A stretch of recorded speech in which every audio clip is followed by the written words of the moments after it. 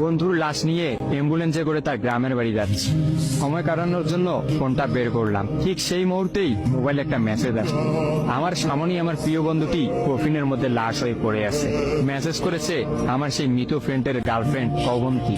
আমি মেসেজগুলো পড়া শুরু করলাম। ফাহাদ, আমাকে মাফ করে দিও। আমি যেই বাবার চোখের দিকে তাকিয়ে কখনো কথা বলতে পারিনি, সেই বাবা যখন অসহায়ের মতো আমার সামনে দুই হাত জোড়ে কান্না শুরু করতে লাগলো, তখন সেই বাবার ভালোবাসার কাছে আমাদের ভালোবাসা হার মেনে গেল। তাই আজ 11 দিন ধরে আমি অন্য মানুষের স্ত্রী। তোমাকে কথা দিয়েছিলাম জীবনের শেষ সময় পর্যন্ত তোমার সঙ্গে থাকবো। আমার সব সময় ভয় হতো যে তুমি আমাকে কষ্ট দেবে, হয়তো আমাকে ছেড়ে অন্য কাউকে বিয়ে করবে। অথচ দেখো, আমি তোমাকে কষ্ট দিলাম, আমি তোমাকে রেখে অন্য পুরুষকে বিয়ে করে ফেললাম। জীবনটা বড়ই অদ্ভুত, তাই না? তোমার কি মনে আছে আমি তোমাকে কাঁদতে কাঁদতে বলতাম আমাকে কখনো ছেড়ে যাবে না? তো তুমি হাসতে হাসতে উত্তর দিতে, আমি তোমাকে কখনো ছেড়ে যাব না, তুমি আমাকে ছেড়ে গেলে যেতে পারো। তখন আমি অনেক রাগ করতাম, কারণ আমি তো তোমাকে পাগলের মতো ভালোবাসতাম। তুমি নেই এরকম কোনো পৃথিবী আমি কল্পনাও করতে পারতাম না। অথচ দেখো, আজ অন্য কেউ হচ্ছে আমার স্বামী। রোজ তার সাথেই আমাকে ঘুমাতে হয়, ঘুম থেকে উঠে তার মুখটাই আমাকে দেখতে। মানুষের জীবন এমন কেন যে যাকে চায় যদি তাকে পায়? প্রকৃতি তাতে কি এমন আসে যায়? কেনই বা প্রকৃতি তাদেরকে কাঁদায়? হুট করেই সবকিছু হয়ে গেছিল, তাই আমি ইচ্ছে করেই তোমার সাথে যোগাযোগ বন্ধ করতেই আমার নাম্বারটা বন্ধ করলাম। বিয়ের দিন ভাইয়ের ফোন হাতে নিয়ে আমার ফেসবুক আইডিটাও ডিলিট করে দিলাম। তুমি অনেক কষ্ট পেয়েছো আমি জানি, যার সঙ্গে সারা জীবন কাটাবো ভেবেছিলাম তাকেই শেষমেশ কষ্ট দিলাম।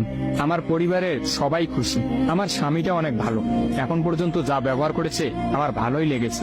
তবে ভবিষ্যতে কি হবে জানি না। তোমার কি আমার সেই প্রথম দেখা হওয়ার কথা মনে আছে? তবে সেটাই যে প্রথম দেখার, সেটাই যে শেষ দেখা হবে, এটা কখনোই ভাবতে পারি। আসলে মানুষের চিন্তার বাইরে যে কত কিছুই ঘটে, তাই না? সেদিন আমি তোমার সাথে 3 ঘন্টা ছিলাম, কিন্তু সেই 3 ঘন্টায় কেউ কাউকে স্পর্শও করিনি। কিন্তু তুমি যখন আমাকে তোমার রিক্সায় তুলে নিতে তোমার হাতটা বাড়িয়ে দিলে, তখন আমি তোমার হাতটা প্রথম স্পর্শ করেছিলাম। বিশ্বাস করো, সেদিন আমার কিছুতেই তোমার হাতটা ছাড়তে ইচ্ছা করছিল না। তোমার ঘরে আমার জন্য কিনে রাখা শাড়িগুলো নিশ্চয়ই এখনো আছে। আচ্ছা, আমি তো এখন আর তোমার নই, ওই শাড়িগুলোকে আমি পাবো? তোমার তো যখনই কোনো শাড়ি পছন্দ হতো তুমি কিনে রেখে দিতে, আমি বলতাম বিয়ের পর সবগুলো একসঙ্গে নেব। দেখো, আজ আমি বিবাহিত, কিন্তু আমার স্বামী তুমি নও। আমি এমনটা কখনোই চাইনি। নিজের পছন্দের একটা মেয়েকে বিয়ে করে নিয়ে তারপরে শাড়িগুলো তাকে দিয়ে দিই। মেয়েরা শাড়ি কতটা পছন্দ করে তা কি তুমি জানো?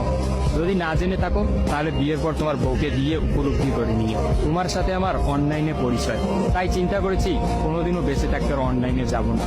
আমার নাম্বারটাও বন্ধ করে দিয়েছি। আজকের পর থেকে আমাদের আর কোনোদিন কথা হবে না। তোমার কাছে একটা অনুরোধ, যদি চলার পথে আমাদের কোনোদিন দেখা হয়ে যায় তাহলে প্লিজ তুমি অচেনা হয়ে চলে যেও।